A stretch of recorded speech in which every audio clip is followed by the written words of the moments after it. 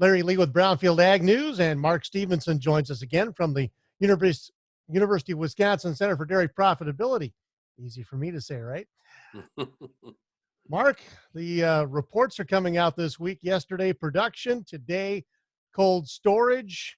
Now, last week when we talked, you were wondering where all that cheese was going, and by the looks of this chart, it looks like it's going into the cold storage. It does. And, this is showing us just the April inventories, the end of April, and wouldn't include, a lot of the product that's gone in the last couple, 3 weeks here into storage. So we've been making a lot of cheese, a lot of product. Good news is we aren't dumping the milk. But it's building stocks, and you would expect that. So sooner or later, these stocks have to come out to the marketplace.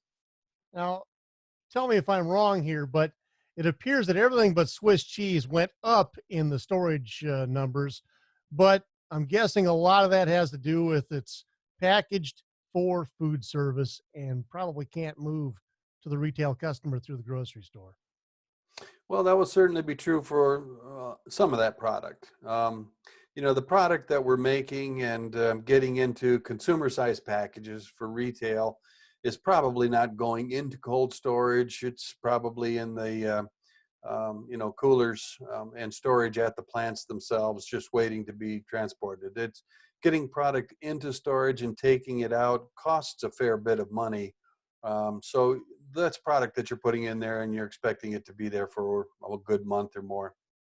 Now, when these charts are put together for cold storage, does this include the product that's stored at the cheese factory? No, it wouldn't typically. We're getting reports from all of the places where cold storage is occurring. We have a lot of cold storage warehouses, and that can be everything from cool to frozen product. And it's a lot more in those warehouses, and many of them, than just cheese or dairy products. But we're focused on the ones that are storing cheese and butter for the most part. So as you look at the new report, any surprises here for you? Well, it wasn't a big surprise, but I guess it's kind of a confirmation of what we've been seeing, and that is that we had to have a place to put the product. It's anecdotal reporting too that we get from folks that we're indicating a lot of our sales of milk, particularly over the last few weeks, have been at what's called distressed prices, which means that it's not subject to federal or minimum prices and it's being sold under market. Now, usually we're doing that when there is a good deal of surplus product available. And that oftentimes means that either for whatever reasons, it's just a really good buy, or you wouldn't take it unless you got it for a really good buy because you don't have a ready customer for the product. But you're willing to buy it at a discount because you hope that there'll be a sale for it at a reasonable price later on. And I think that's what we were seeing here. So as you look at the, looks like butter and cheddar seem to be the two gained the most in storage. What do you think? Absolutely true. The stocks of American cheese really shot up. Oddly enough, last month I was looking at the March numbers and thinking, man, they're marginally down for American cheese stocks. And that surprised me. I thought they would have been up last month, but this month they've really shot up. So, that's telling us a lot of product went in. Butter, we had pretty big stocks last month and they grew at an increasing rate. So butter stocks are going up as well. That's not a big surprise. We knew we had a lot of cream sitting around waiting, to be used. And of course, butter is going to be the place where it's easiest to use up a lot of that product. The good news is that some of this fresh cheese product, that product that's anywhere from 4 to 30 days old, is really the currency for the spot markets in Chicago. So old cheese, you're not going to be trading down there. That's not what the product is defined to be. So I think that some of these products are going to be moving perhaps through the CME as we kind of explore how real these prices really are. As we look forward, if we have another month or two or three like this, Will we end up with such a stockpile in storage that it takes 6 months to a year to get that price back? Well, it's going to take some time, always, but this is still, I think, a better alternative to dumping. Either we've got to just reduce the milk production going on, and that's happening too. This may reflect just a pretty short-term phenomenon between when we could really tighten supplies down, and get into a better balance, and the alternative of just throwing it away. If that's the case, I'll take this. This is fine. It means that it's going to take a little while longer for us to clear these products out of stocks, but sales will come back as well. Let's back up to yesterday's report on milk production. Looks like production's up a little bit, but if I read it right, looks like there are a few less cows in the big herd. Right, and that's a good thing. We saw that milk production from last month was actually increased. So they revised numbers a little bit, and it went up. So it was up pretty strong, 2.8% last month. This month we see it up a little less than 1.5%.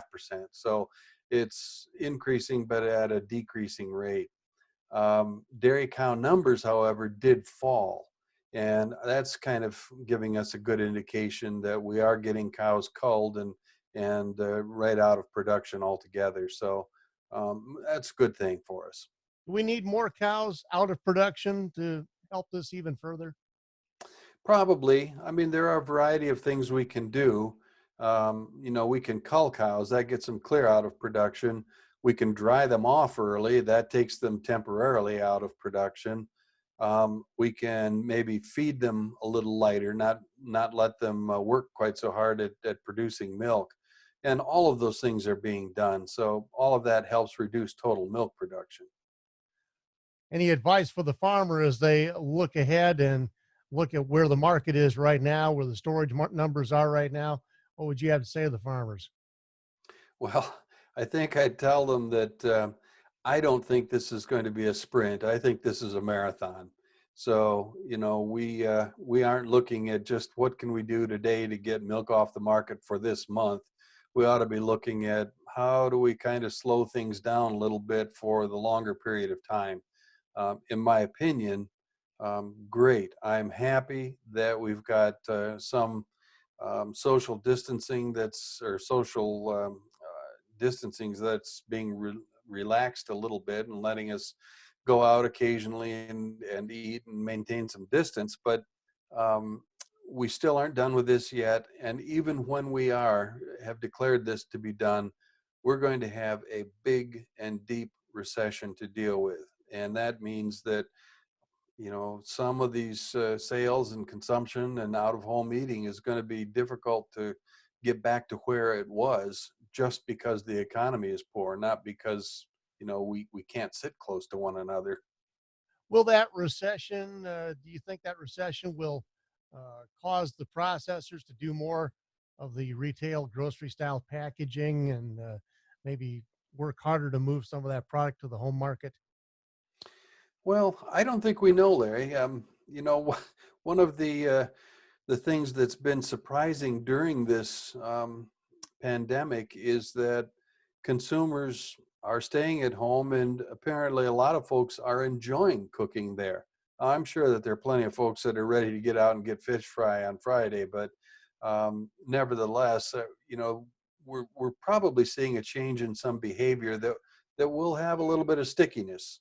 So people may choose to be at home and preparing meals a little bit more after this. So we'll have to watch and see how that goes. But if that's the case, we've got to meet consumers where they are. We've got to have dairy products for them at retail.